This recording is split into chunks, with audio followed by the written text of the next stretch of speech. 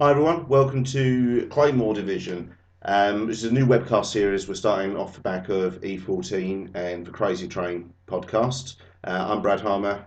I'm Ömer Ibrahim. He's still Omer Ibrahim. Yeah, Um, Claymore Division is a forum for our particular interest as history and military history enthusiasts. Um, I tend to focus my expertise, for want of a better word, on 20th century combat, whereas I do more of a Dark Ages specific, but pre-gunpowder, anywhere from I guess kind of Roman up to late Dark Age, so maybe medieval at the very latest. Luddite, basically. Yeah. And Just I like don't like technology. pointy sticks. Yeah. Pointy sticks fired from an elastic band. Shot from an elastic band. Yeah. Sorry? Shot. Shot. You can't fire it. There's no fire. Well, so If you set fire to the end, that's firing an arrow. So you can fire a flaming arrow. Technically, yes. Yeah. You can't fire a normal arrow. Can you shoot a flaming arrow? Yes. But you can't fire a flaming arrow. No. But you can Yeah. fire No, you can fire. Welcome to Claymore Division.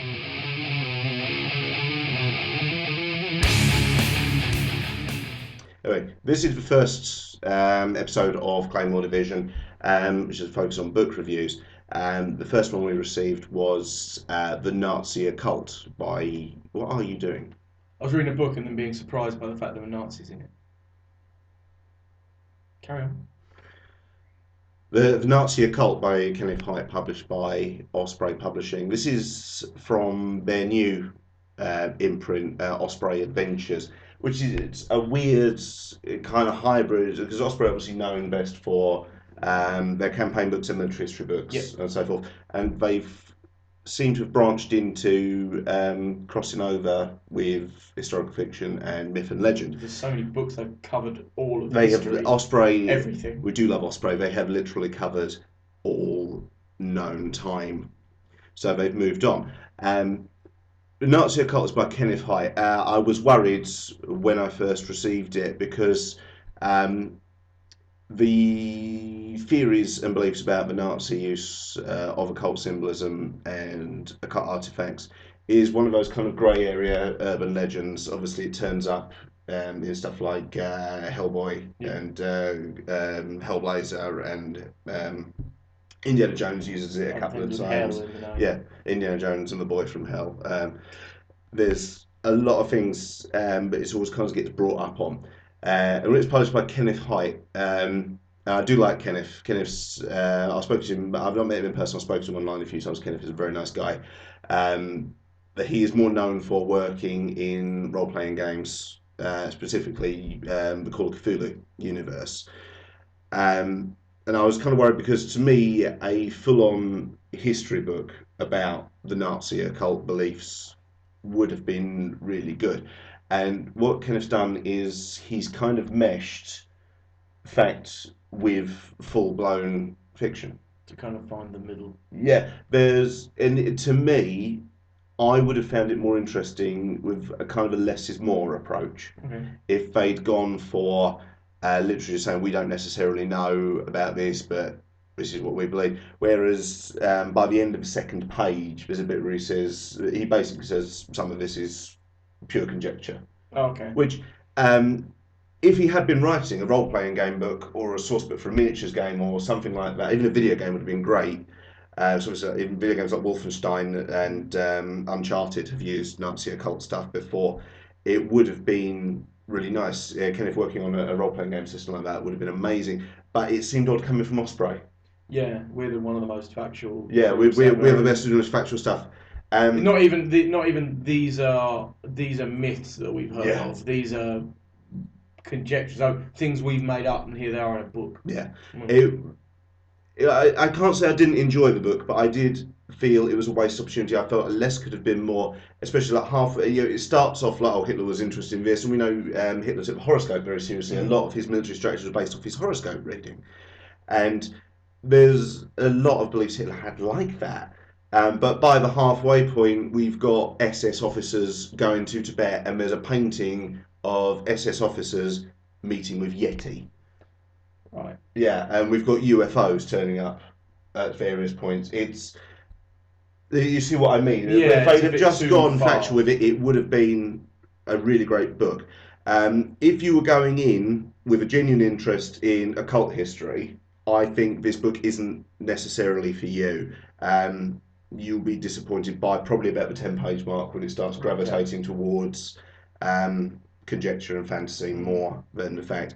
If, as I mentioned earlier, you're looking for something to run a Call of Cthulhu campaign with, or bolt actions with War 2, it would be absolutely brilliant with that. Yeah, if you're looking for gaming or fun in kind of a zombie survival handbook kind of way, get the Nazi Occult. If you're looking for something a bit more serious, it's not necessarily for you. But bravo to Osprey for trying something new. At least. I think picture-wise as well, like they're known.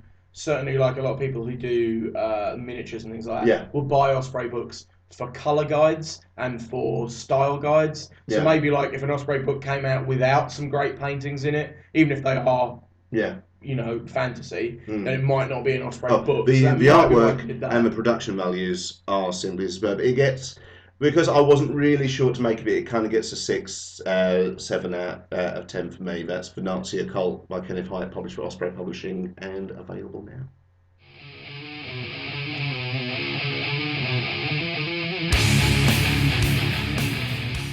The second book we're going to have a look at is Osprey Publishing again.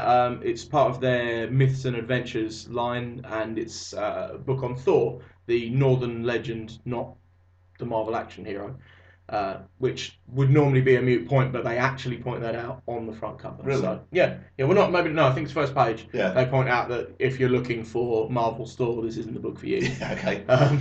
Important. Yeah. Really, really nice book. Again, artwork all the way through is the first thing I noticed. Absolutely beautiful. There's a slight gripe with that, but I'll get to a bit later.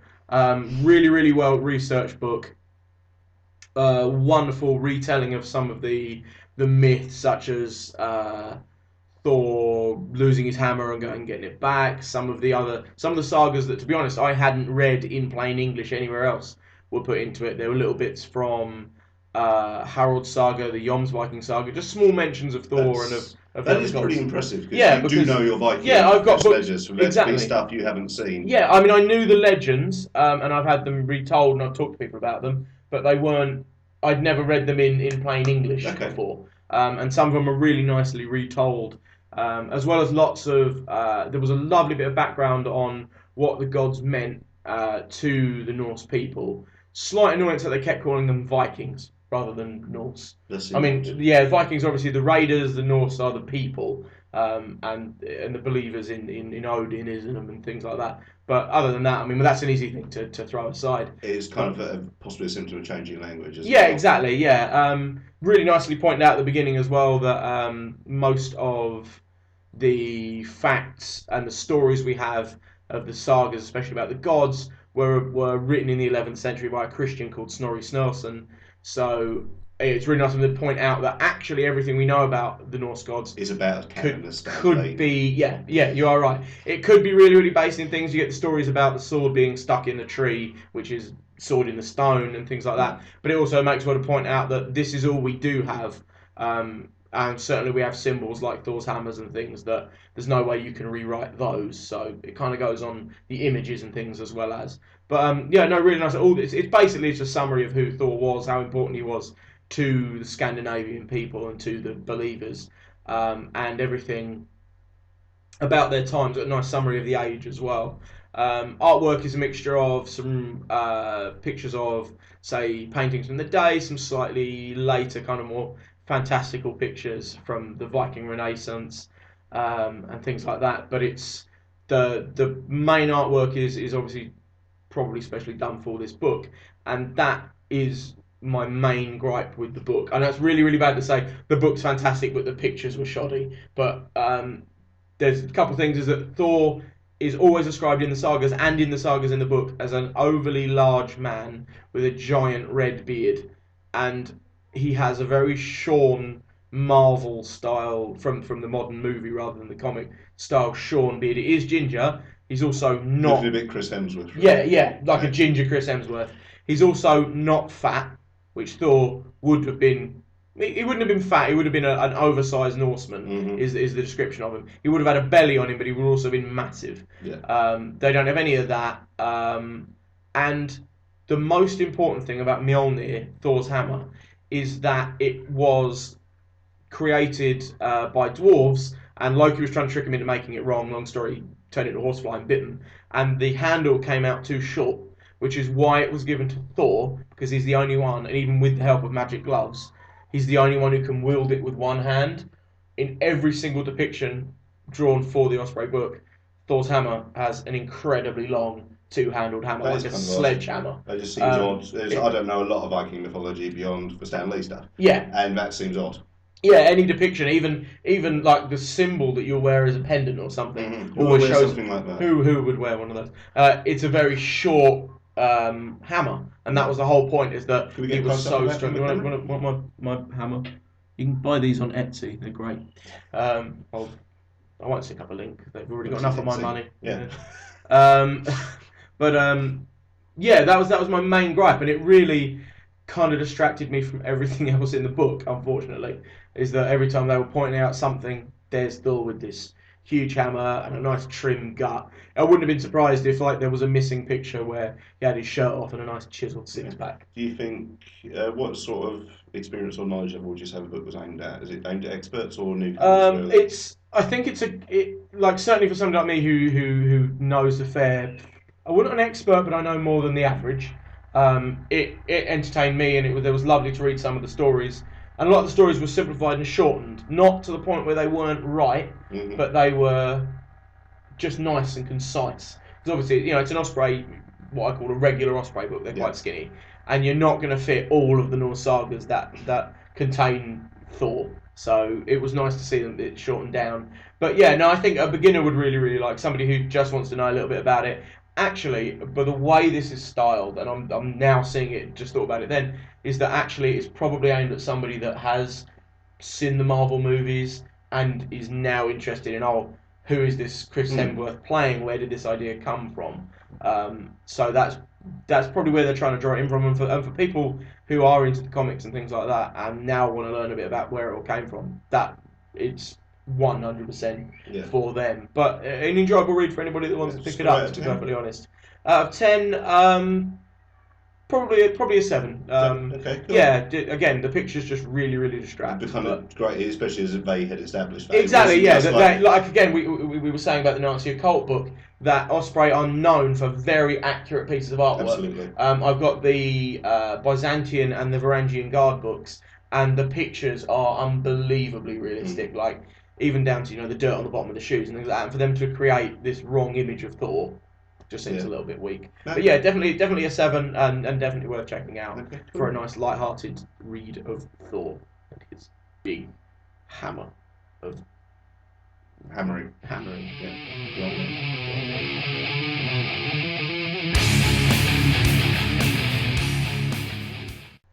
Our third book review and final book review for now is Catch That Tiger by Noel Botham, Bruce Montague and David Lidderdale, available from John Blake Publishing. What are you doing? Not that type of tiger. No. Right. Pre-gunpowder. A tiger in Africa. It's the story of a covert operation sent out during the North Africa campaign shortly after Hitler had rolled out the Mark I Tiger, which was a devastating tank. So much so that the Allied termed it actually invented the term tiger phobia to describe how terrified people were of this absolutely unstoppable bit of kit. Because the Panzer Mark IV and Panzer Mark V to a lesser extent were great tanks anyway, but the Tiger was huge. It could travel about 30 miles an hour, which was reasonable speed. Incredible speed for a tank anyway, of that age, yeah. I mean, modern tanks can't get much above 50, 60 now. So. It had a 120 millimeter front armor plate, which is about 4 inches. That's yeah, you're not getting through that. The main armor was an 88 millimeter cannon, which is huge. It's a tank destroyer, and that's what it did. Is it hammered the crap out of the Churchills and everything we could throw at it. And so Churchill commissioned the operation to catch that tiger, and the idea was to send in a team of engineers, not to destroy a tiger, but to capture one so that they could study it, work out where its weaknesses were. was the idea. Hampered quite heavily by the fact Nazi tank commanders were under orders to scaffold Tigers. Oh, okay. If one was disabled, they would blow the turret off, completely trash the inside. So Hitler did not want the Tiger falling into Allied hands. And Catch That Tiger is the story of these engineers sent to commandeer the Tiger and get it out and get it back to Britain for study. And it is absolutely superb. It is so immersive. It is so fast paced. I mean, history books can sometimes feel a little dry. Yeah, they can feel a little detached as well. Whereas Catch That Tiger focuses very strongly on the people. One of the characters, one of the people, gets. That's the weird thing is it feels like so much like a novel. It feels so much like a movie. You feel like them as characters, which is such an amazing thing for the authors to have accomplished. Yeah. And he gets married very early on in the book, and to have that included is something which a history book wouldn't necessarily. Unless it comes up, you wouldn't. Feels like historical fiction. I've learned more from historical fiction than I have from history documentaries or books, and by virtue of it, it feels so immersive. I was. It's not often you're reading a true life history book and about 40 pages in, wishing they'd make a film of it. Yeah, okay. That's how it felt. Else. It is so brilliant. It normally goes the other way around. You watch a movie and go, I want to read this. Yeah, I want to read these guys' story. Yeah, Catch That Tiger is a bit the combats don't feel like combat scenes. They feel like action scenes. They are